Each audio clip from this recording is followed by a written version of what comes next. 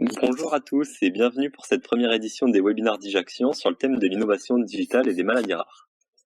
Nous sommes très contents, nous sommes ravis de vous avoir aujourd'hui avec nous pour discuter de ce sujet. On est ensemble aujourd'hui pour une trentaine de minutes. Je me présente rapidement, je m'appelle Elliot et je travaille à l'organisation et à l'animation de cette deuxième édition d'Ijaction. Et je suis aujourd'hui en compagnie de Stéphane, qu'on retrouvera à la fin de ce webinaire. Donc l'objectif aujourd'hui, c'est de vous faire découvrir les acteurs et l'écosystème des maladies digestives et l'univers d'Ijaction pour vous donner les clés afin que vous puissiez vous exprimer et faire émerger vos propres idées digitales sur le sujet des maladies digestives. Donc je vous propose de commencer rapidement avec une petite présentation d'Ijaction de une petite minute et je passerai la parole à nos interlocutrices pour qu'elles puissent se présenter et s'exprimer. Donc Dijaction, c'est un programme d'innovation dédié aux maladies du système digestif, comme je l'ai dit, qui a pour objectif de vous aider à faire émerger vos idées et de vous aider à les développer en vous accompagnant. Le 18 juin prochain aura lieu le point d'orgue de cet événement, un hackathon de 48 heures où professionnels de santé, patients, associations de patients, professionnels de la tech, développeurs, designers et tout un tas d'autres professions se retrouveront autour de vos idées pour vous aider à les faire accélérer et à les développer le temps d'un week-end. Donc, si vous souhaitez soumettre une idée, n'hésitez pas à vous connecter sur le site internet d'Ijaction pour devenir porteur de projet. Les dépôts sont ouverts jusqu'au mois d'avril. Et n'hésitez pas à déposer votre idée, peu importe l'état d'avancement de celle-ci, que ce soit une phrase sur un post-it ou une idée déjà bien pensée, toutes les idées sont ouvertes à la candidature. Une dernière chose, n'hésitez pas à poser toutes vos questions, nous y reviendrons à la fin de la séance pour y répondre. Donc, je vais passer la parole à nos interlocutrices pour qu'elles se présentent. Bonjour, je commence. Moi, c'est Marine Gonzalez. Je suis chargée de mission pour la filière de santé maladies rares FIMATO. Donc, c'est les maladies rares digestives, abdominothoraciques. Bonjour, je m'appelle Aurélie Nègre, je suis la chef de projet de la filière de santé maladies rares FIL-Foie, donc qui regroupe les maladies rares du foie. Bonjour, je suis Chémine Asmina et je suis présidente de l'association LHF Espoir, donc qui soutient la maladie rare de lymphohistiocytose familiale. Et j'ai été porteuse de projet au Dijaction 2020. Aurélie, je propose de commencer avec toi. Est-ce que tu peux nous présenter les rôles des filières de santé? Oui, avec plaisir. Alors donc, pour vous présenter le rôle des filières de santé maladies rares, je suis obligée de vous parler des plans nationaux maladies rares. Donc en France, on a une politique de soutien vraiment sur les actions maladies rares depuis 2005, qui se décline à travers 3 plans nationaux maladies rares. Donc, le premier a eu lieu en 2005 et le dernier a démarré en 2019. Ces plans ont consisté d'abord à labelliser des centres experts, donc des centres hospitaliers, experts dans les maladies, des centres qu'on appelle centres de référence et centres de compétences, pour avoir un mariage territorial et être au plus proche des patients. Ensuite, donc quelques années plus tard, dans le cadre du Plan national maladies rares 2, des filières de santé ont été mises en place, 23 filières de santé maladies rares, dans le but d'animer et coordonner les actions, non seulement avec ces centres qui avaient été mis en place labellisés, mais également avec des laboratoires de recherche, des structures médico-sociales, les associations de patients, etc., les universités, tous les autres acteurs en fait dans le champ des maladies rares. Donc ces 23 filières de santé maladies rares regroupent chacune des maladies rares responsables d'une atteinte d'un même organe ou système, ou alors qui sont proches dans leurs manifestations, dans leurs conséquences et ou dans leur prise en charge. Pour vous donner un exemple rapide, donc, la filière de santé maladies rares FIL-Foie, par exemple, regroupe, comme son nom l'indique, les maladies rares du foie. Et puis vous avez également une filière de santé qui s'appelle tête-cou, qui va être les malformations de la tête et du cou. Et chaque filière de santé, comme ça, a son périmètre de maladie. Au niveau des missions de ces filières, parce qu'on est porté donc par le plan national maladies rares qui décline des missions autour de 4 axes. Le premier, c'est d'améliorer la prise en charge des patients dans le champ des maladies rares. Le deuxième, c'est de dynamiser la recherche. Le troisième est axé autour de la formation, donc tout ce qui est développer la formation. Et le quatrième, c'est axé autour de la diffusion de l'information, donc une action de communication, qu'elle soit grand public ou qu'elle soit plus interne, c'est-à-dire auprès des acteurs maladies rares. Bon, ça reste assez théorique, donc ça c'est le contexte des filières de santé maladies rares. Et puis je vais vous donner des exemples d'actions justement par axe pour vous donner des exemples concrets. Donc, dans l'axe de la prise en charge, on travaille donc les 23 filières de santé maladies rares sur la surveillance épidémiologique en participant au déploiement d'une base nationale de données maladies rares qui s'appelle la BNDMR. Donc ça, c'est vraiment l'action phare de l'axe de prise en charge. On travaille également sur des aspects médico-sociaux comme la mise en place d'actions pour la transition, donc la transition du jeune qui passe d'un service pédiatrique à un service adulte. Donc c'est un sujet dans les maladies rares qui est particulièrement délicat et qui doit être traité. On travaille également sur l'éducation thérapeutique du patient pour améliorer l'observance au traitement, pour communiquer avec le patient en direct, l'équipe médicale patient. On travaille également sur la rédaction et la diffusion de protocoles nationaux de diagnostic et de soins, qu'on appelle des PNDS, pour diffuser une information donc là, sur une cible de médecins généralistes qui ne sont pas donc spécialistes des maladies rares. Et puis bon, on a énormément en fait d'actions dans ce champ médico-social. Là, je vous ai donné vraiment des exemples. Au niveau de la recherche, donc là, ça va être du soutien et de la coordination des projets de recherche. Vous avez beaucoup de filières de santé maladies rares qui font notamment des veilles, des différents appels à projets qui sont disponibles, donc soit au niveau de la recherche fondamentale, avec les laboratoires de recherche, soit au niveau de la recherche clinique, en aidant, par exemple, certaines filières vont aider à la rédaction des protocoles de recherche clinique, vont aider sur tout l'aspect administratif, les corps médicaux. Et puis, cet axe de recherche va comprendre une amélioration de la visibilité. Visibilité au niveau national, pour que tous les acteurs de la filière soient au courant que tel projet de recherche est en cours, puissent participer, peut-être en incluant des patients de leur propre centre, et une visibilité au niveau international, notamment avec l'Europe, qui a mis en place un réseau de référence, enfin des réseaux d'ailleurs, de référence maladies rares au niveau européen. Donc là, voilà, ça c'est des actions concrètes au niveau de la recherche.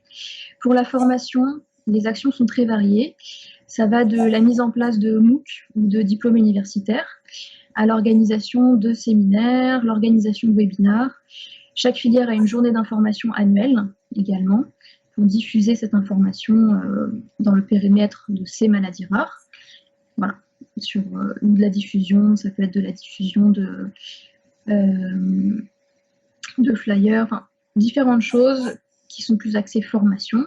Et puis sur l'information, on est tenu de garder à jour en fait, et de mettre à disposition en annuaire un répertoire de nos centres experts, des centres experts qui font partie de la filière de santé maladies rares, une information aux patients, donc je crois que chacune des filières maintenant a son site internet, qu'elle met à jour régulièrement, avec une information, parce qu'on sait que le web est très très étendu et qui peut recéler des informations très anxiogènes et potentiellement fausses. Donc c'est une communication institutionnelle vers les patients, vers les acteurs de santé et des actions de communication à certaines occasions. On a participé notamment pendant 2 années consécutives à la Journée internationale des maladies rares. On aura également des actions sur la prochaine. Donc, des actions de communication cette fois-ci auprès du grand public pour faire connaître les maladies rares, parce qu'on sait que c'est comme un sujet de société qui est encore très très mal connu. Donc voilà pour les différents exemples d'actions par axe sur les filières de santé maladies rares. Je te remercie Aurélie pour cette présentation très complète. Je vais interroger Marine. Marine, est-ce que tu pourrais partager avec nous les enjeux communs entre vos 2 filières de santé qui sont Fil-Foie et Fimato, vos filières de santé maladies rares digestives? Oui, alors c'est vrai qu'avec Fil-Foie, on a des points communs puisqu'on est toutes les 2 des filières où il va y avoir des professionnels qui sont plutôt en gastro et pathogastro, notamment en pédiatrie. Ça peut être des des professionnels qui sont les mêmes, en fait, finalement. Après, à savoir qu'on a quand même des actions qui vont se regrouper avec les autres filières. Donc, je vais reprendre un peu des éléments dont Aurélie a parlé. Donc, nous, en fait, on va agir principalement sur 3 axes. Il va y avoir plutôt l'aspect recherche, tout ce qui va être autour du médical, du côté professionnel, et puis autour du patient, du médico-social. Donc, par exemple, au niveau de la recherche, notamment clinique, on a un enjeu qui se situe autour des données patients. Donc, on est plutôt dans une démarche de création ou renforcement des bases de données. Ça va permettre derrière d'accroître le potentiel de recherche. Donc, par exemple, il y a énormément de chaque filière quasiment à des bases de données, en tout cas des registres. Il y a la BNDMR dont on y parlait, qui va permettre de retrouver, de savoir exactement combien il y a de patients en France qui sont touchés par une maladie rare. Derrière, ça permettra de faire de l'épidémiologie, de mieux connaître les maladies rares et, en ce sens, améliorer le parcours patient. Il y a également un peu au niveau des nouveautés autour des bases de données, par exemple les bases de données en autodéclaratif. Donc, c'est les patients qui vont eux-mêmes remplir une base de données avec leurs données.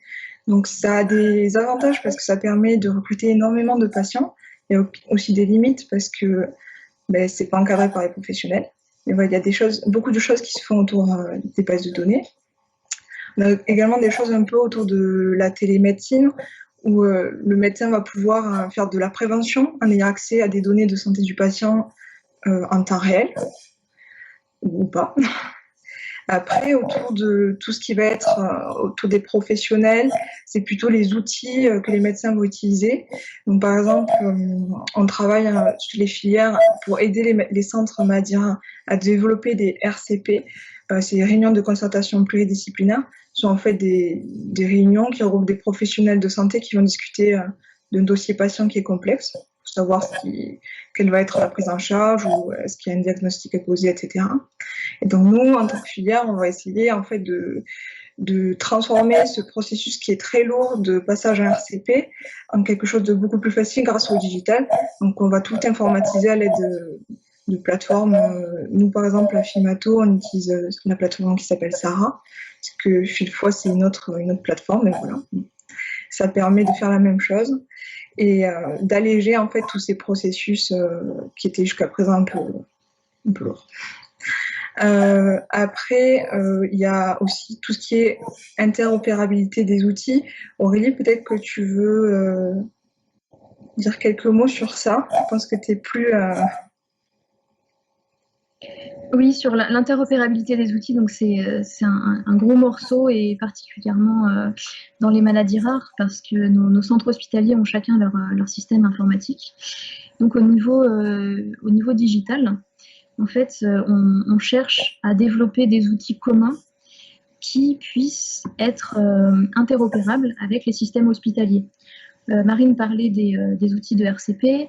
Il y a des pistes d'interconnexion entre ces outils et, par exemple, des outils de radiologie, nous, dans notre filière notamment, des outils qui sont utilisés en radiologie dans les centres hospitaliers. Donc, ça demande beaucoup de démarches auprès des directions informatiques. Et puis, des grosses bases de données. Donc, on parle, par exemple, d'entrepôts de données maladies rares. Donc, ça, c'est quelque chose qui va arriver dans un futur sans doute proche, qui fait partie aussi du plan national maladies rares. Et ces entrepôts, la grosse problématique, ça va être de rendre toutes ces bases de données des différents centres hospitaliers interopérables, c'est-à-dire de faire une saisie unique et pas de demander à des médecins ou à des attachés de recherche clinique d'aller saisir dans 26 bases de données différentes. Donc l'interopérabilité, c'est ça en fait, c'est un enjeu majeur, notamment dans les maladies rares. Après, le dernier aspect qu'on peut aborder aussi, c'est tout ce qui est médico-social, ce qui va être autour du patient. Donc, moi notamment, dans la filière Fimato, je travaille beaucoup autour des problématiques de la transition. Donc, Aurélie en a parlé, c'est le passage de la pédiatrie, des services de soins pédiatriques vers les services de soins pour adultes. Et donc, nous, on a essayé en interfilière de mettre en place, par exemple, des webinaires qui vont aider le patient à être un peu plus sensibilisé sur cette problématique. Il y a aussi, on parlait des bases de données tout à l'heure en autodéclaratif, et on réfléchit de plus en plus à des contenus qui sont un peu plus hybrides, notamment en mélangeant un peu du format papier, des livrets d'informations, avec quelque chose de plus digital, et on espère en fait renforcer l'adhésion au traitement des adolescents, en fait, des jeunes adultes, parce il y a beaucoup en fait de décrochage au moment de la transition. Il existe aussi des applications, par exemple pour permettre la prise de rendez-vous, noter tous ces traitements, etc. Donc voilà, c'est des choses que les filières mettent en place et sur lesquelles Fimato et Filfoy travaillent notamment. Il y a autour de l'ETP également, l'éducation thérapeutique du patient. Pareil, en fait, l'ETP, c'est quelque chose qui est assez lourd. Ça demande aux patients de revenir à l'hôpital entre ces rendez-vous pour faire des modules pour apprendre un peu l'auto-soin, etc. Et donc, l'idée, c'est pour recruter un peu plus de patients, passer sur des formats qui vont être hybrides, où on va pouvoir faire une partie de ces programmes de TP sur l'ordinateur, en fait, à distance. Et notamment, il y a des plateformes qui existent de plus en plus, qui se développent et avec qui on va, je pense, travailler les filières de santé pour faire notamment de l'e-learning, des quiz, etc. Donc voilà, l'idée c'est vraiment toutes ces applications, que ce soit mobiles, sur web, etc., vont permettre d'améliorer le retour à la maison, le parcours de soins pour les patients, mais également les parents. Et d'ailleurs, Fimato a participé aux Digiactions l'année dernière avec une application qui s'appelle Topla, qui est autour des troubles de l'oralité alimentaire et troubles alimentaires pédiatriques, et qui vont aider les parents qui ont un enfant avec des troubles de l'oralité. Voilà. Je te remercie Marine pour cette présentation. Je vois que tu as fait la transition sur le Digiaction et sur une application. On va pouvoir peut-être passer la parole à Chémine qui va... Si Chémine, tu peux commencer par nous présenter l'association LHF Espoir et puis on passera ensuite sur le Digiaction et des exemples d'applications. Merci beaucoup, Elliot.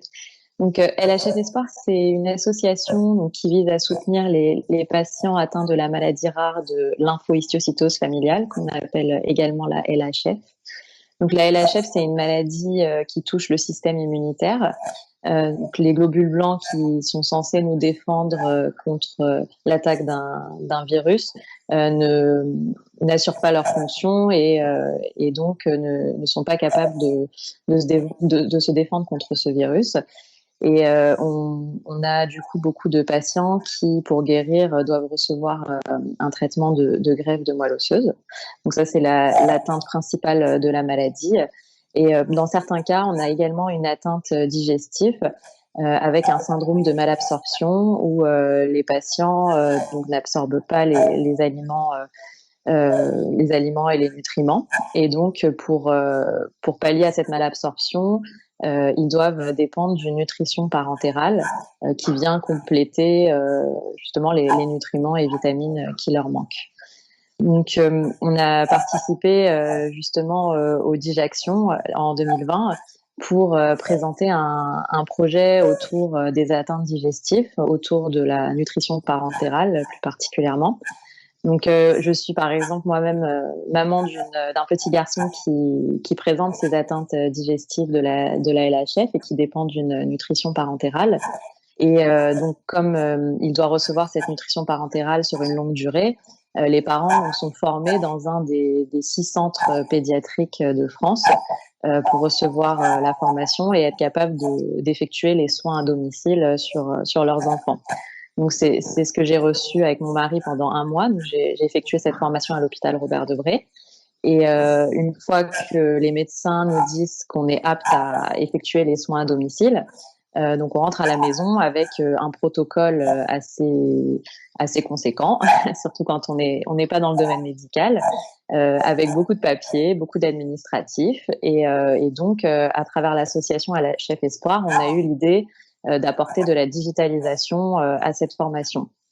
Donc l'idée, c'était de créer une application qui reprenait en fait l'ensemble de cette formation de nutrition parentérale à domicile, avec des fonctionnalités qui répondent aux besoins des parents qui doivent effectuer ces soins sur leurs enfants. Donc on avait l'idée, il fallait ensuite concrétiser le projet. Et c'est pourquoi on a voulu participer au Dijaction, parce qu'on avait besoin de professionnels, on avait besoin d'échanger avec des développeurs, des médecins, plusieurs acteurs pour nous donner leur avis sur le projet, savoir s'il était réalisable, savoir le tester auprès d'eux, avoir leur retour d'expérience. Et donc, c'est ce qu'on a fait lors du Dijaction 2020, donc, qui s'est déroulé pendant 48 heures sur tout un week-end. Merci Chéline. Est-ce que tu peux nous dire un peu ce que Dijaction t'a apporté par rapport à ton projet et nous faire un petit tour de ce projet pour savoir un peu où tu en es, où en est le projet? Ouais. Alors, donc alors, peut-être pour vous expliquer un peu plus en détail comment s'est déroulé le Dijaction, puisque pour ceux qui participeront en juin, je pense que c'est intéressant d'avoir quelques éléments. Donc, on est arrivé vendredi en présentant notre projet, en pitchant notre projet, avec l'objectif d'attirer un groupe de travail, donc qui était composé d'étudiants, d'étudiants en marketing digital, en pharmacie, des développeurs. On avait aussi la possibilité d'avoir un coach dans nos équipes. Donc les personnes qui étaient intéressées par le projet que nous avions présenté donc se sont joints à nous. Donc, on n'avait pas forcément la plus grande équipe, on avait une petite équipe de 5 personnes, mais on avait des étudiants très motivés, qui étaient très inspirés par notre projet et qui nous ont bien aidés tout au long du week-end. Et donc, pendant le week-end, en fait, on échange avec plusieurs acteurs. Donc, on avait des médecins, donc des gastro-entérologues, on avait des associations de patients, on avait des personnes du monde digital. On avait des représentants aussi d'industrie pharmaceutique. Et pendant tout le week-end, ils faisaient le tour des différents projets, ils nous donnaient leur avis. On devait construire un prototype. Donc nous, on avait une application, donc on devait construire un prototype de l'application qu'on visualisait pour notre projet. Et puis donc ça a été très très très enrichissant, puisque en fait on a eu des retours très constructifs. On nous a donné quelques idées sur les fonctionnalités. On nous a aussi expliqué comment mieux le marketer, le vendre auprès des patients, comment réaliser une application qui répondrait le plus aux besoins des patients, qu'est-ce qui serait réalisable avec un hôpital ou non. On nous a aussi donné des pistes et des idées pour d'éventuels financements. Les développeurs nous ont aussi expliqué ce qui était faisable ou pas d'un point de vue technique. Donc ça, ce qu'on n'avait pas forcément en tête. Donc voilà, ça a été très très enrichissant. On a pu, grâce à ce week-end, construire une application, un prototype en tout cas quasi fini, parce qu'on aurait fait peut-être en plusieurs semaines, voire plusieurs mois, si on n'avait pas eu tous ces représentants autour de nous. Et donc, à la fin du week-end, le dimanche, on devait pitcher notre projet à un jury composé d'environ 10 personnes. Donc, on avait parmi ce jury des représentants d'industrie pharmaceutique, des médecins, des journalistes également, et avec l'objectif de remporter un prix. Donc, on a eu le plaisir de remporter le prix coup de cœur, donc pour notre projet qui s'appelait iNPAD, donc I pour le digital, le E en fait du digital, et NPAD parce que c'est nutrition parentale à domicile. Et donc, on a remporté 2 500 €, ce qui nous a permis de concrétiser notre projet, de le lancer surtout. Le lendemain, on est passé dans le Figaro qui expliquait un petit peu le Dijaction et qui mettait en avant notre projet. Donc, ça nous a beaucoup porté de l'avant. Et puis, grâce à tout ce Dijaction, grâce à cette visibilité, on a pu, courant 2020, obtenir un lauréat d'une des fondations. Donc, il y a la fondation Aesio qui a financé notre projet. Et aujourd'hui, on est très content de pouvoir le finaliser. Donc, ça a pris un peu de retard parce qu'on a travaillé avec des hôpitaux, avec des prestataires de matériel médicaux et avec la crise sanitaire du Covid, malheureusement, ça a été compliqué d'avancer sur ce projet alors qu'il y avait d'autres priorités. Mais on espère pouvoir le déployer courant 2020 avant cet été. Donc l'application en fait va être déployée auprès des parents qui effectuent les soins à leurs enfants dans un premier temps en France. Donc on compte environ 300 patients 300 enfants qui sont touchés par la nutrition parentérale. Donc on espère pouvoir le déployer auprès des parents donc de ces 300 enfants. Et on a pour ambition par la suite de l'étendre aux patients adultes. Très bien, je te remercie Chemine pour cette présentation de INPAD et pour ton retour d'expérience. Je te vois. Oui, si tu veux montrer peut-être quelques images de l'application pour donner une idée à ceux qui nous regardent voilà, du type d'application qu'on a pu développer au Dijaction. Ouais. Vous pouvez voir l'écran d'accueil de l'application INPAD et à côté les photos du Dijaction et la remise du prix coup de cœur Dijaction 2019-2020. Je me rappelle de bons souvenirs. Mais peut-être rapidement sur l'application, en fait, pour rentrer un peu plus en détail, l'application reprend essentiellement des tutoriels de vidéos qui expliquent comment utiliser, par exemple, la pompe de perfusion ou comment réagir en cas d'urgence si on a une urgence sur la pompe ou une urgence sur le cathéter. On a aussi développé des fonctionnalités très pratiques. Si demain je pars en voyage, je dois apporter une valise assez conséquente avec beaucoup de matériel médical. Donc, on a par exemple développé une checklist pour permettre aux parents de ne pas oublier certains matériaux lors de leur voyage en vacances. Donc, c'est des exemples de fonctionnalités concrètes qu'on est en train de développer. Très bien, je te remercie. Donc, pour finir ce webinaire, je propose une question globale ouverte. Celui qui se sent prêt pour se lancer. Donc, si vous deviez imaginer le futur des maladies rares, comment serait-il et quels sont les outils digitaux qui pourraient révolutionner le milieu ou non d'ailleurs? Alors, je veux bien commencer à essayer de répondre à cette question. Et sur la base aussi de ce qu'ont présenté donc Chemine et Marine, parce que ce qu'on voit d'abord, c'est qu'il y a déjà une révolution digitale qui est en marche, en fait, notamment dans le champ des maladies rares, avec toutes les applications qui se développent pour les patients. Et je pense que le digital a un grand rôle à jouer pour ce qui est de la mise en contact, ou plutôt de pouvoir apporter un contenu professionnel à domicile. Je pense notamment aux parents en pédiatrie, mais c'est aussi valable pour les adultes. Il y a ce lien, en fait, maintenir un lien entre les équipes médicales et le patient, même s'il est à travers une application, s'il est à travers des vidéos, des tutoriels. Mais je pense que ça, c'est vraiment quelque chose qui va prendre beaucoup, beaucoup d'ampleur dans les années à venir. Et puis là, on a vécu une année très, très digitale, finalement un peu forcée, avec la crise sanitaire. Et ce genre de choses, à mon avis, va prendre beaucoup d'ampleur, ainsi que sur l'accès, comme Marine le disait, l'accès aux données des patients qui vont pouvoir éventuellement avoir cet aspect donc de remontée de données médicales auxquelles pourraient accéder les médecins. Donc, créer du lien en fait, patient-patient, patient-équipe professionnelle et médecin-médecin. Allez, je me lance.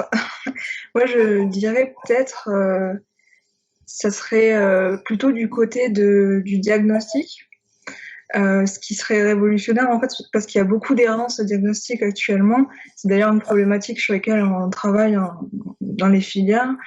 L'errance et l'accès au diagnostic. Alors, je pense qu'il serait révolutionnaire, en fait, c'est grâce à toutes ces bases de données, mais aussi peut-être en créant un outil qui permettrait d'identifier de manière beaucoup plus rapide quand un patient a une maladie rare, en fait. C'est déjà des choses dont on a déjà discuté, mais qui n'existent pas, je crois pas, pour l'instant, de taper quelques symptômes et qu'on arrive à identifier une maladie.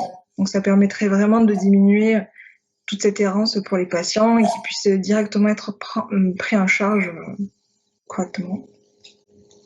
Je rejoins le point de Marine, parce que l'errance diagnostique est en effet très, très important dans les maladies rares. C'est vrai que si on avait un outil digital qui nous permettait de montrer les différents symptômes et de savoir ce qu'on avait, enfin, ça serait révolutionnaire et on gagnerait beaucoup de temps pour l'étape d'après qui est la guérison, on espère. Moi, de mon côté, en tant qu'association de patients, donc on essaye d'informer les patients de la maladie, de leur expliquer de quoi il s'agit. Et c'est vrai que si on avait un outil digital qui nous permettait d'avoir toutes les informations qu'on souhaite avoir en tant que patient sur la maladie rare qui nous touche, ça serait assez révolutionnaire. C'est vrai qu'on a aujourd'hui Wikipédia, on se dit pourquoi pas sur les maladies rares avoir un Wikipédia des maladies rares, mais en fait on en a 7 à 8 000 de maladies rares, donc c'est assez complexe de tout réunir dans un même outil digital.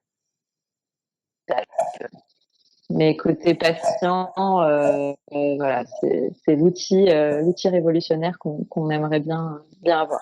Merci Chémine, veuillez nous excuser pour les petits soucis de son. On a quand même réussi à comprendre le fond de ta pensée.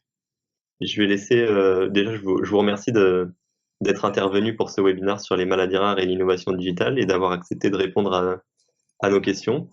Et je vais passer la main à Stéphane pour le mot de la fin. Ouais, alors merci Chémine, Aurélie, Marine de vos interventions. Alors moi, ce que je retiens en grande ligne, c'est d'abord Aurélie, ton explication, le rôle des filières, votre implication à la fois dans la prise en charge des patients, mais pas que, puisque c'est aussi le rôle des filières d'aider la recherche, d'aider la formation, de partager les informations. Marine, moi je retiens de ton intervention, je pense qu'on peut retenir de ton intervention le rôle du médico-social, de la prise en charge médicale, mais qui s'arrête pas seulement là, puisque les maladies rares, c'est un sujet qu'il faut réussir à traiter en entièreté.